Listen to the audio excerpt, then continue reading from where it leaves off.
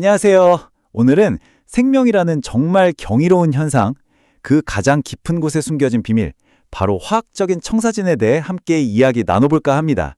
자, 한번 생각해 보세요. 화학적으로만 보면 여러분이나 저나 저기 굴러다니는 돌멩이, 심지어 저 멀리 있는 별하고 똑같은 물질로 만들어졌다는 거예요. 진짜 신기하지 않나요? 그런데 대체 뭐가 우리를 그냥 물질 덩어리가 아니라 이렇게 살아있는 존재로 만드는 걸까요? 그 비밀의 문을 지금부터 한번 열어보겠습니다. 자, 그 비밀을 풀려면 첫 단추부터 제대로 꿰어자겠죠? 도대체 생명이 뭔지, 살아있다는 게 뭔지부터 한번 짚고 넘어가야 합니다. 모든 생명체가 공통적으로 가지고 있는 특징들이 있거든요. 보통 생물학자들이 이건 살아있다라고 말할 때 바로 이 5가지 특징을 봐요. 일단 엄청 복잡하고 역동적이고요. 또 스스로 조직화해서 알아서 돌아가죠. 그리고 기본적으로 세포로 이루어져 있고 결정적으로 DNA라는 정보, 그러니까 설계도를 가지고 있어요. 마지막으로 환경에 적응하고 진화까지 하죠. 그럼 이제 진짜 궁금한 건 이거예요. 대체 어떤 화학물질들이 모여서 이렇게 복잡하고 놀라운 일들을 가능하게 만드는 걸까요? 좋아요. 이제부터 현미경을 들고 아주 깊숙이 분자 수준까지 한번 줌인해 보겠습니다. 우리 생명 시스템을 만드는 아주 기본적인 재료, 그 부품들이 뭔지 자세히 들여다보는 거죠. 바로 이겁니다. 이게 바로 생명의 부품 목록이자 알파벳이라고 할 수 있어요. 아미노산, 당, 지방산, 그리고 뉴클레오타이드. 놀랍지 않나요? 지구상의 그 수많은 생명체들이 전부 딱 이 4가지 기본 분자의 조합으로 만들어졌다는 거예요. 정말 대단하죠? 자, 그럼 하나씩 한번 뜯어볼까요? 첫 번째 주자는 바로 아미노산입니다. 쉽게 말해 단백질을 만드는 재료예요. 우리 몸에서 정말 온갖 중요한 일들을 하는 그 단백질 말이죠. 자, 이게 아미노산의 기본 구조인데요. 좀 복잡해 보이나요? 근데 핵심은 간단해요. 여기 중앙에 탄소가 있고 이것저것 붙어 있는데 제일 중요한 건 바로 저기 R이라고 쓰인 부분이에요.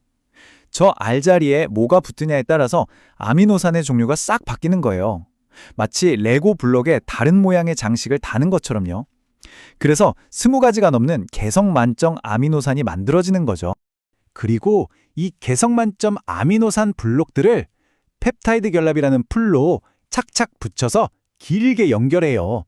마치 목걸이 만들 때 구슬을 꿰는 것처럼요.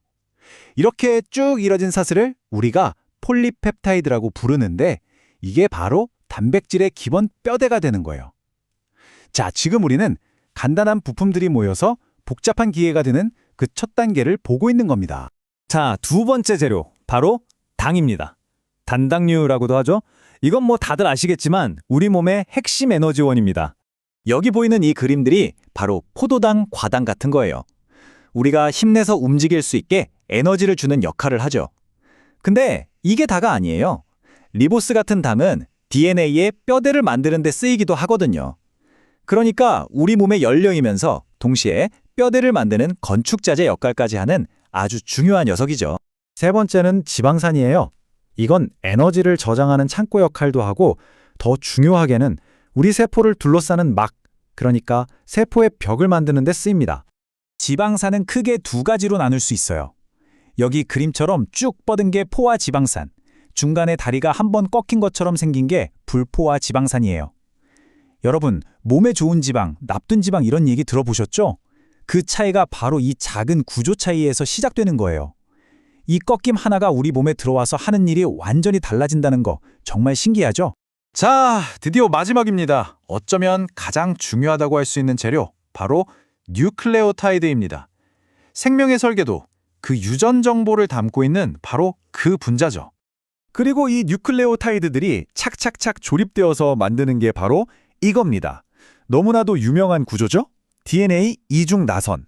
한 생명체를 만드는 데 필요한 모든 정보가 이 작은 분자 사슬 안에 암호처럼 빼곡히 저장되어 있는 거예요. 생각할수록 정말 경이롭지 않나요? 자, 이렇게 생명의 기본 재료 4가지를 다 살펴봤어요. 그럼 이제 이 재료들을 가지고 세포라는 아주 정교한 공장에서 도대체 무슨 일이 벌어지는지 그 공장 내부를 한번 들여다볼 시간입니다. 세포 공장에서 일어나는 이 모든 화학 활동을 통틀어서 우리는 물질 대사, 영어로는 메타볼리즘이라고 불러요. 쉽게 말해서 살아있기 위해 우리 몸 안에서 일어나는 모든 화학 반응을 합친 거라고 생각하시면 됩니다. 에너지를 만들고 몸에 필요한 걸 만들어내는 정말 쉴 새 없이 돌아가는 과정이죠. 우리 몸 안에서는요, 진짜 눈 깜짝할 사이에 수만 가지의 화학 반응이 일어나고 있어요. 엄청 복잡할 것 같죠? 그런데 놀랍게도 이 모든 반응들이 사실은 딱 5가지 기본 패턴으로 정리된다는 겁니다. 생명의 이 엄청난 복잡함이 사실은 몇 가지 단순한 원리 위에 서 있다는 게 정말 흥미롭죠? 이 그림을 보면 물질 대사가 한눈에 이해됩니다. 크게 2가지 방향이 있어요. 하나는 이화작용. 이건 큰 덩어리를 잘게 부숴서 에너지를 얻는 과정이에요. 그리고 다른 하나는 동화작용. 이건 방금 얻은 그 에너지로 우리 몸에 필요한 새로운 것들을 만들어내는, 즉 조립하는 과정이죠. 그러니까 부수고 그 힘으로 다시 짓고, 이 과정이 우리 몸에서 계속 반복되는 겁니다. 자, 지금까지는 아주 작은 부품들과 반응들을 봤어요. 이제 다시 줌을 쫙 빼서 큰 그림을 한번 보겠습니다. 이 단순한 부품들과 반응들이 어떻게 모여서 생명이라는 이렇게나 복잡하고 정교한 하나의 시스템을 만들어내는지 말이죠. 과학자들이 생명을 볼 때 크게 2가지 관점이 있어요. 하나는 환원주의. 이건 마치 시계를 다 분해해서 톱니바퀴 하나, 나사 하나를 따로따로 연구하는 거예요. 반면에 시스템 생물학은 그 톱니바퀴와 나사들이 어떻게 서로 맞물려서 시간이라는 기능을 만들어내는지를 보는 거죠. 전체적인 관계와 상호작용을 보는 거예요. 생명은 그냥 부품들을 모아놓은 것, 그 이상이기 때문에 이 시스템적인 관점이 정말 중요합니다. 이 시스템 생물학에서 아주 중요한 개념 2가지가 바로 창발성과 견고성입니다. 창발성이라는 말 좀 어렵게 들리나요? 쉽게 말해 이거예요. 레고 블록 하나하나는 그냥 플라스틱 조각이잖아요. 근데 이걸 수천 개 모으면 멋진 우주선이 되죠. 이 우주선이라는 특성은 블록 하나에는 없던 새로운 성질이잖아요. 이처럼 단순한 분자들이 모여서 생명이라는 부분의 합으로는 도저히 설명할 수 없는 놀라운 특성이 뿅 하고 나타나는 걸 창발성이라고 해요. 견고성은 말 그대로 튼튼함이에요. 우리 몸이 웬만한 바이러스나 스트레스에도 쉽게 무너지지 않고 버텨내는 그 놀라운 안정성 말이죠. 그럼 시스템은 어떻게 스스로를 조절할까요? 바로 되먹임이라는 방식을 씁니다. 왼쪽의 음성 되먹임은 딱 우리 집 보일러 생각하시면 돼요. 방이 너무 더워지면 보일러가 알아서 꺼지고 추워지면 켜지면서 온도를 맞추잖아요. 그것처럼 뭔가 너무 많아지면 생산을 줄여서 균형을 잡는 거예요. 반면에 양성 되먹임은 그 반대예요. 한번 신호가 오면 더 하면서 신호를 막 증폭시키는 거죠. 이 2가지 장치가 있어서 생명 활동이 아주 정교하게 조절되는 겁니다. 자, 오늘 이야기를 정리해보면 생명은 결국 수많은 화학 분자들이 벌이는 거대한 교향곡 같은 거였어요. 그렇다면 마지막으로 이런 질문을 던져보고 싶어요.